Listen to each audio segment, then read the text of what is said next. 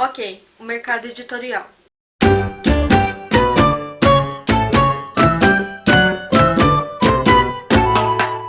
Todo escritor ou aspirante a escritor já deve ter tido o mínimo de contato com o mercado editorial. E eu digo deve, porque se você está pensando em publicar o teu livro, você tem que entender como é que ele funciona.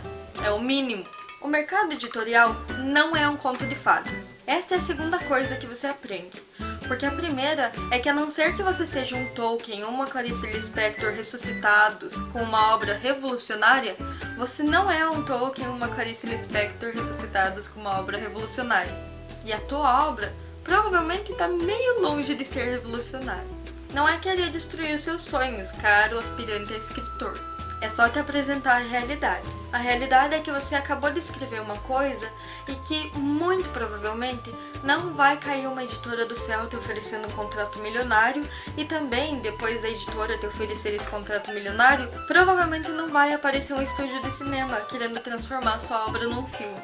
A realidade é que você precisa sentar e ler o que você escreveu e ler de volta e perceber que tem muita coisa para melhorar. Depois de fazer isso, o certo é contratar um serviço de revisão crítica para te ajudar a melhorar as arestas que você ainda não percebeu que precisa melhorar. Ou contar com leitores beta para te dar um feedback. E mesmo assim, seria bom contratar um serviço de revisão crítica. Eu canso de ler em grupos de escritores por aí críticas diversas a editoras que cobram ou pelo menos pedem uma ajuda de custo para o escritor para publicar o livro. Eu escuto por aí que elas são meramente gráficas, que deviam ser riscadas do mapa, etc, etc. Seguindo. Existem diversos tipos de editoras por aí. As editoras grandes, que não aceitam originais.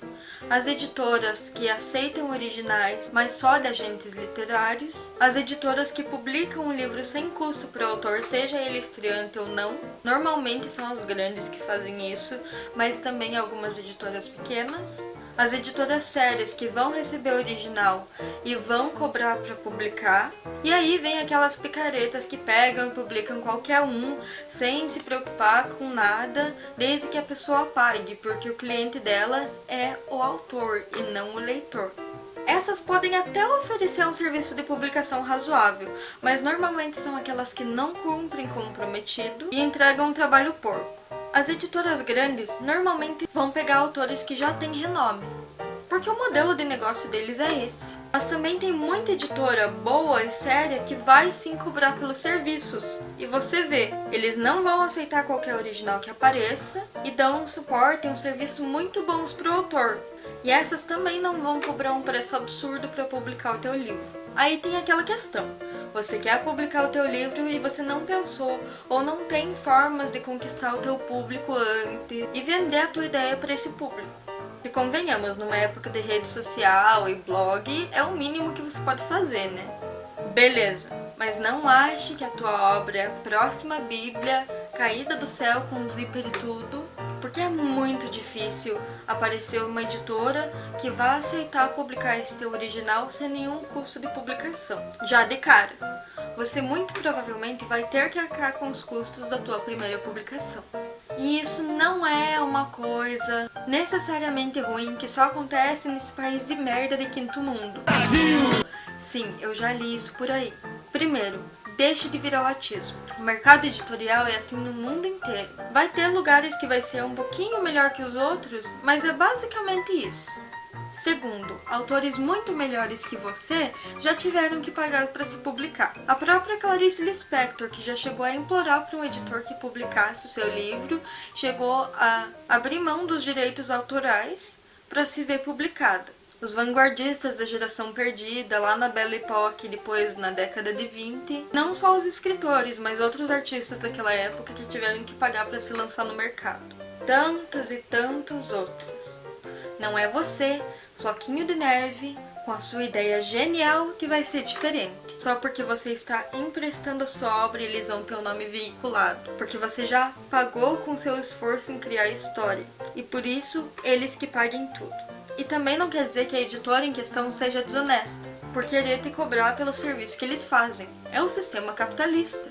Na maior parte das vezes, e principalmente na situação econômica que a gente está agora, ninguém vai arriscar um prejuízo enorme no mercado literário só porque você acha que é o próximo Hemingway.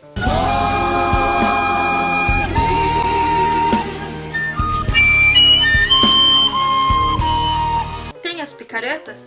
Tem. Mas na era da informação, também é o teu papel procurar saber onde que você está enviando o teu original, não é mesmo, meu amigo? Tem lugares que vão respeitar o teu trabalho e tem lugares que não vão, como em qualquer tipo de negócio que você procure. Não quer dizer também, porque eu também já li isso, que você não tem talento, porque tem que recorrer a esse tipo de serviço ou a modalidade da autopublicação. Só quer dizer que você está começando. Então vai lá, para de reclamar na internet sobre como o mercado editorial é injusto, senta na cadeira e melhore o teu texto. Sendo No, God! No, God, please, no! No! No!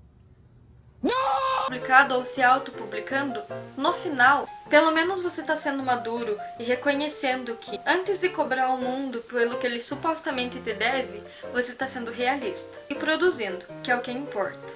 É isso. Se inscreva no canal, ative o sininho, curta e compartilhe os vídeos, fale mal de mim para algum aspirante a escritor e me siga nas redes sociais. Até a próxima!